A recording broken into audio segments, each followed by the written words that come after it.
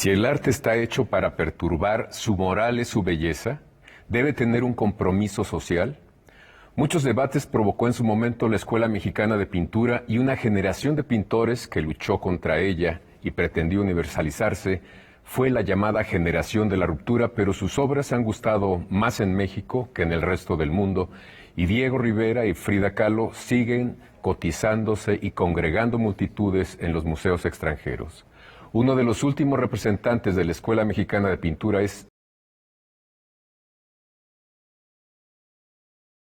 no ha dejado su militancia política ni sus ganas de pintar. Para él, el arte sin compromiso social no es arte. Hoy en el espléndido Museo Jardín Borda se ha montado una exposición con su obra y acaba de publicarse un libro dedicado a su trabajo. Qué gusto que nos acompañe el maestro Guillermo Monroy y la directora de museos del estado de Morelos, Elena González. Gracias por estar aquí.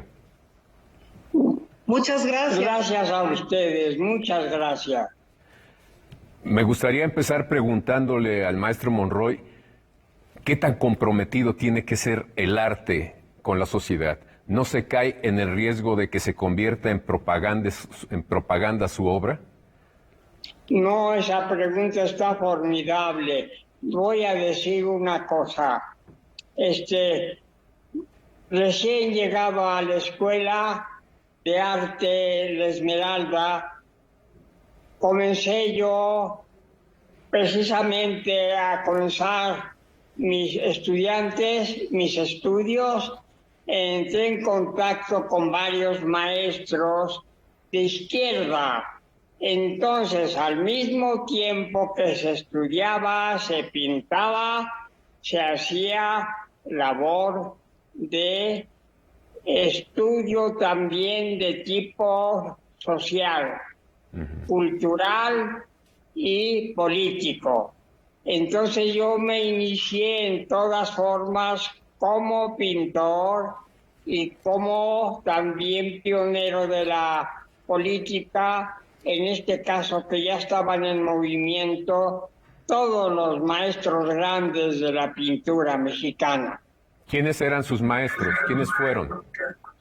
Fueron muchos pintores, varios, pero puedo decir de los que más quiero y aprendí, aunque pidiendo perdón, de todos aprendí, a todos los quise, pero voy a hablar con el primer maestro que me presentó en la Escuela de Esmeralda, el maestro Everardo Ramírez.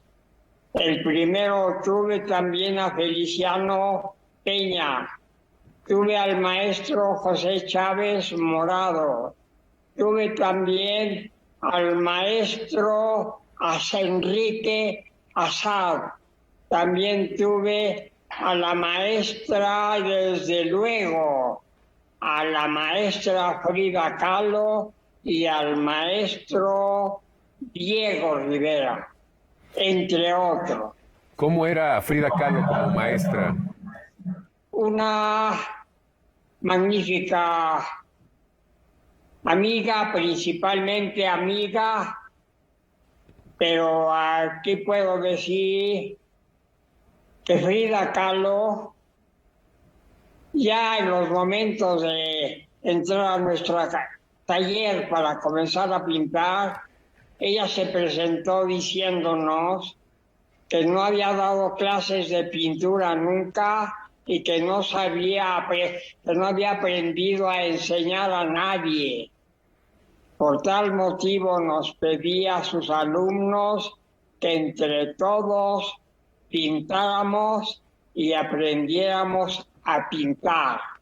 No se sentía catedrático, sino compañera que estaba aprendiendo a pintar, y nos dijo que nosotros también estamos aprendiendo.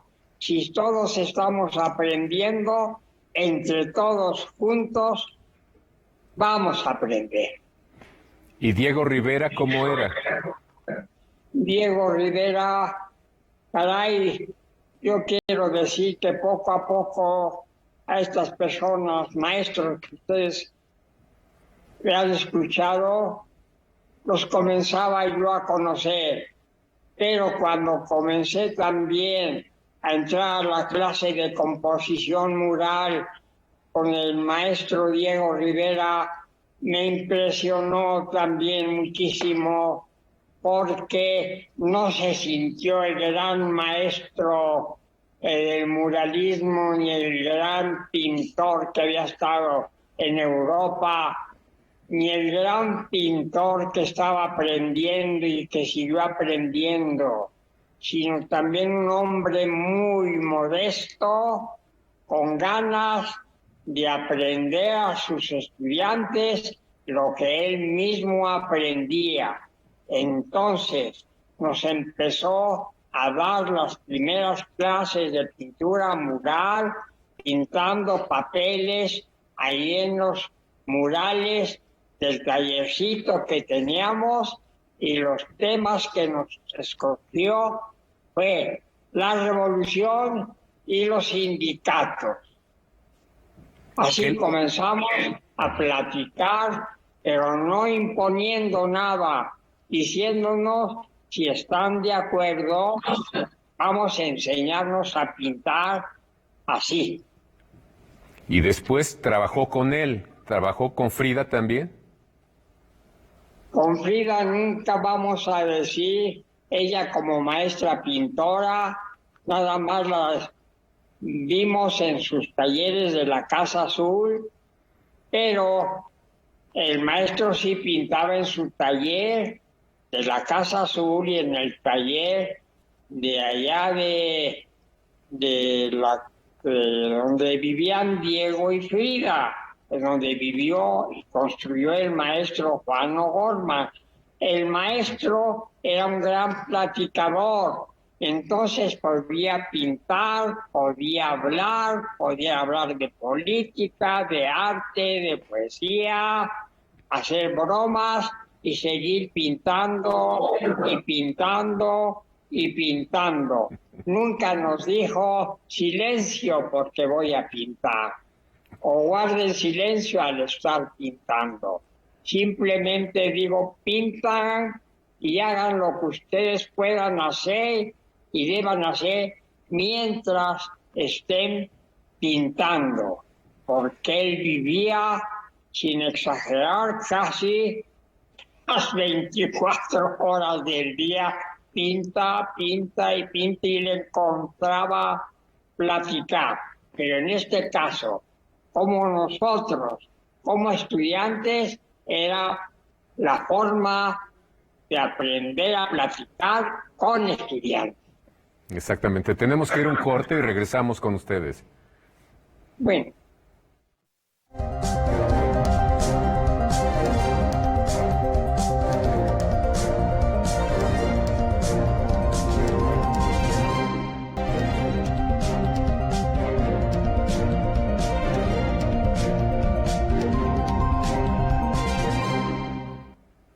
Les recuerdo que estamos conversando con el maestro Guillermo Monroy y con la maestra y crítica de arte, directora de museos de Morelos, Elena González. Elena, me gustaría saber tú como crítica de arte, ¿cómo ves la transformación o el tránsito de la Escuela Mexicana de Pintura a otras formas de expresión del maestro Monroy?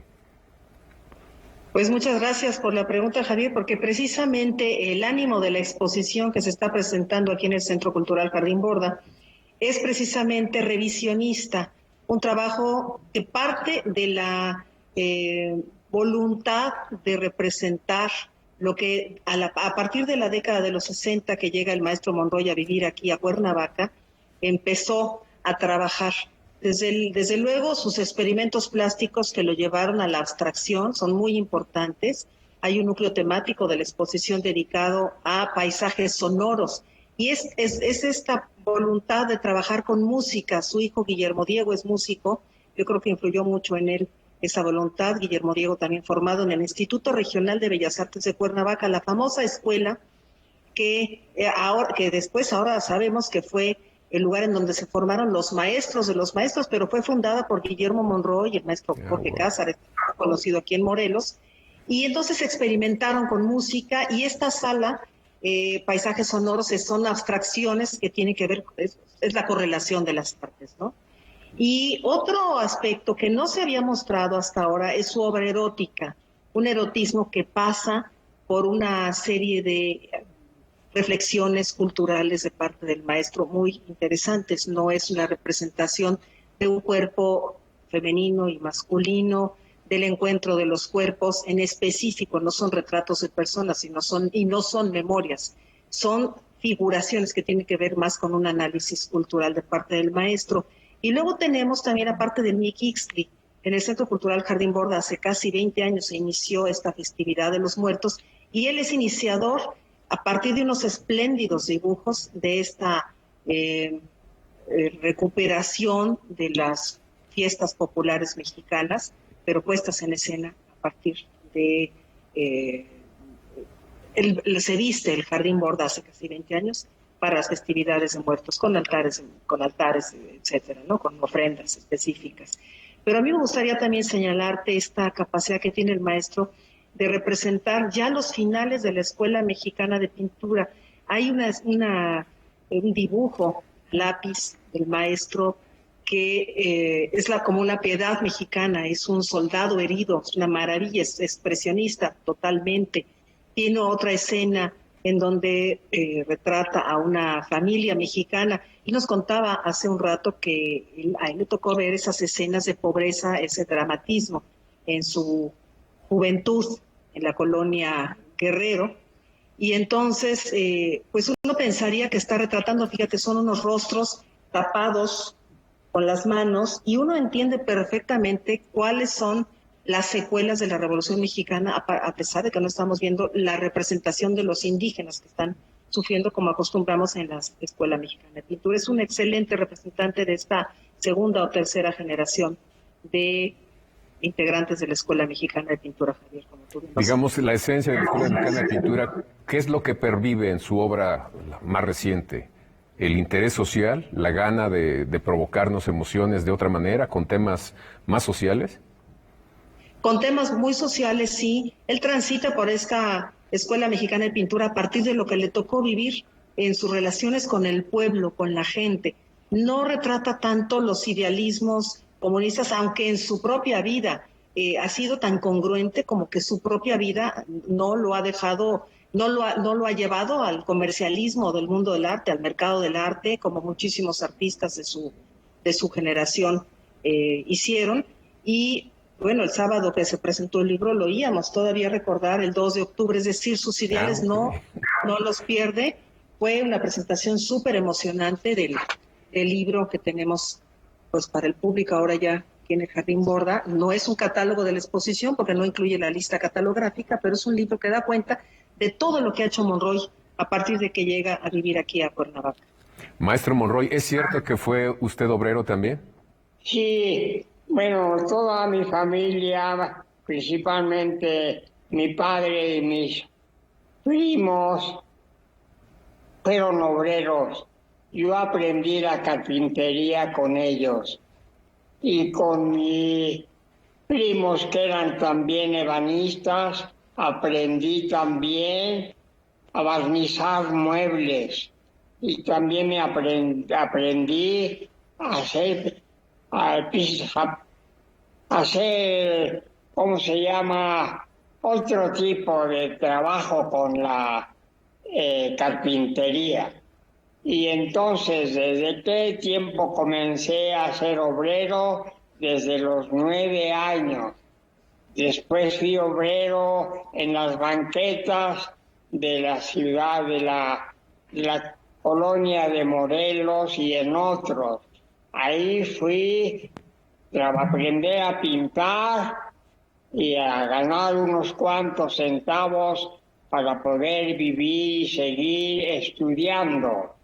Entonces fui obrero de taller en la calle, fui después en una fábrica grande ya de pintura, de carpintería grande colonial, en una fábrica muy grande que se llamó La Colonial, ahí en la colonia Guerrero, y ahí comencé como aprendiz y después como medio oficial, y aprendí muy bien el oficio de tapicero también, de barnizador, que era yo un excelente barnizador que hacía tan bellamente barnizados como si fueran pianos. Entonces, después de esto me pasé porque me enamoraron unos trabajadores, talladores, que hacían trabajo de muebles en cedro, pero hacían figuras de animales, hacían figuras de hombres, de mujeres, hacían garras, hacían pescado, hacían muchas de estas cosas que me llamó la atención y aprendí, no totalmente, pero así a trabajar la escultura con pintura al cedro, ¿sí? Tenemos que ir a un corte y regresamos con ustedes.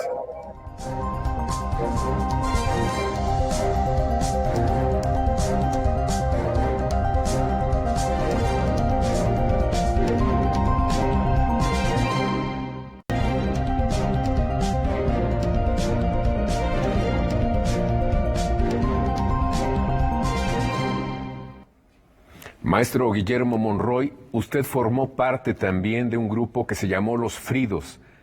¿Qué tan amigos eran?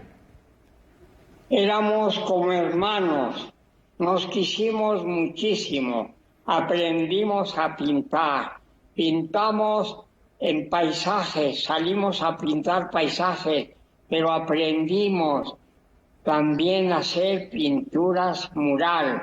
Pintamos varias pinturas murales. La primera fue una muy reconocida que se llamó La Rosita, una pulquería, y que nos consiguió Frida. Y después pintamos una lavandería para mujeres solteras. Pintamos otros murales y luego la maestra nos siguió consiguiendo otros trabajos de pintura mural. Entonces, los Fridos significamos para Frida un gran aprendizaje a pintar en formatos chicos y aprender a pintar murales y a pintar todo y absolutamente lo que quisiéramos. Y para una cosa personal quiero decir, el amor plástico a través del erotismo que le cantaba a la maestra Frida y nos enseñaba sus libros, sus monografías, pintura erótica de los japoneses, de los italianos, de los negros, de muchos, principalmente el arte prehispánico también.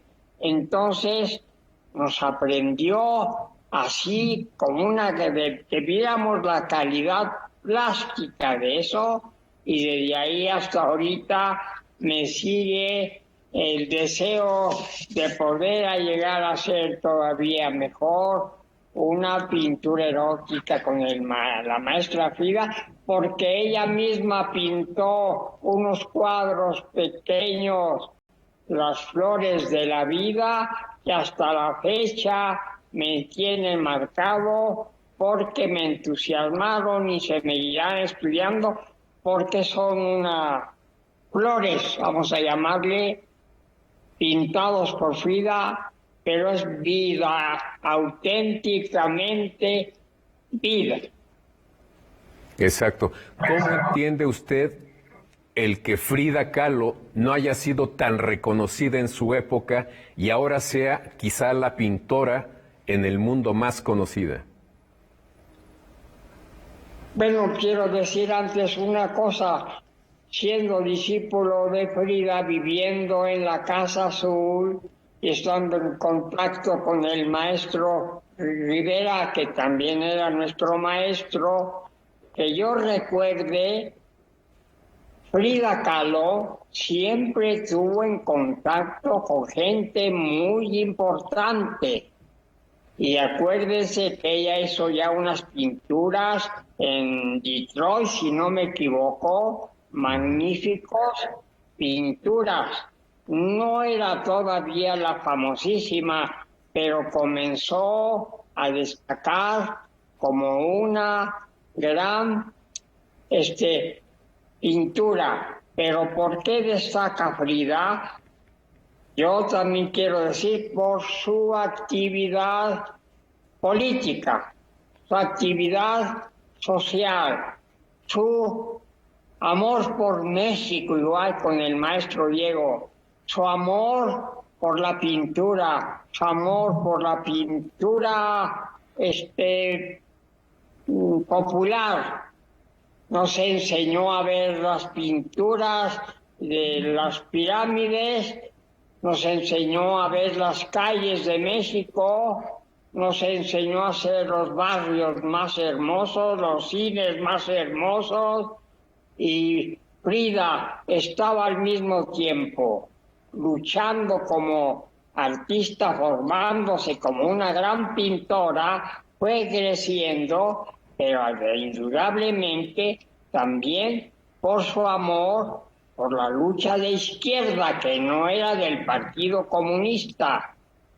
La maestra no perteneció al partido hasta después que yo lo platique en algún día que haya la oportunidad, porque es muy emocionante cómo fue que Frida Kahlo ingresó al Partido Comunista y cómo fue. Pero ella no destaca como política, es lo más hermoso, sino por su amor de veras por México, con él y el maestro Diego. Frida Kahlo se quiso en México y al mundo entero por su calidad humana, por su valor artístico y por la sinceridad, porque el pueblo no fuera tan pobre, sino que desaparecieran las luchas muy ricas y que desaparecieran también las gentes pobres. Que todos viviéramos muy bien en paz, llenos con gran placer por la vida. Elena González, me gustaría preguntarte cómo es que con un discurso político tan claro, tan militante del maestro, no se haya perdido, digamos, su pintura y se haya quedado en el panfleto. Creo que es trabajo de mucha seriedad de parte del maestro, de mucho compromiso con la pintura. Creo que el autorretrato, que lo voy a volver a mostrar, es elocuente al respecto. Él se concibe a sí mismo como un trabajador de las artes plásticas y como tal fue, mira, siempre congruente. Mira, en el autorretrato además se pone con una aura, con esta cualidad que desde el Renacimiento nos da a entender que los artistas son una especie de dioses creadores de un universo que tiene un sentido muy específico. Su obra forma parte del imaginario colectivo porque es el ideario de los integrantes de la Escuela Mexicana de Pintura, pero esta congruencia la ha llevado a que su obra permanezca junta, desde luego su hijo Guillermo Diego muy cuidador de todo este aspecto. Por cierto, su página guillermomonroy.com.mx también da cuenta recientemente de todo el trabajo que se ha estado subiendo a él, es decir, su hijo es parte de su promoción constante. Y bueno, ahora en esta exposición entendimos que él tenía un compromiso con la pintura, por eso esta es la portada del libro, porque nos refleja muy bien desde el Renacimiento cómo los creadores comprometidos con la pintura se conciben como portavoces de una ideología, como portavoces del pensamiento de su época. Pues muchísimas gracias por haber conversado con ustedes. Maestro, no sé si quiere comentarnos algo más. Pues solamente una cosa que se me estaba escapando y pido perdón por no haber nombrado, pero lo nombro ahorita, a Fanny Rabel. que fue parte del grupo de los Fridos. Fanny Rabel, pintora, también estudiante del maestro, la maestra Frida, y también formamos una partecita, no siempre nos siguió con los Fridos, porque ella tuvo que casarse y se fue a pintar a otros lugares. Por eso es que quedamos siempre trabajando juntos tres, Justos Estrada Monroy y un servidor, Guillermo Monroy. Pues muchísimas gracias por habernos compartido esto. Nos quedamos con muchas preguntas, con muchas ganas de ver la obra que está en el Jardín Borda, pero tenemos que terminar el programa. Les agradezco nuevamente y les agradezco a ustedes que nos han acompañado y los espero la próxima semana aquí en Debate 22.